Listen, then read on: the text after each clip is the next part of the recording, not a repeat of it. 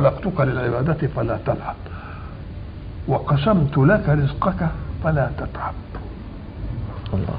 تتعب مش تعب الجسم، تتعب تعب العقل والفكر. ما ينامش الليل.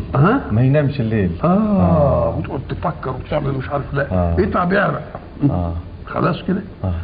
فإن أنت رضيت بما قسمته لك فرحت قلبك وبدنك وكنت عندي محمودا. الله.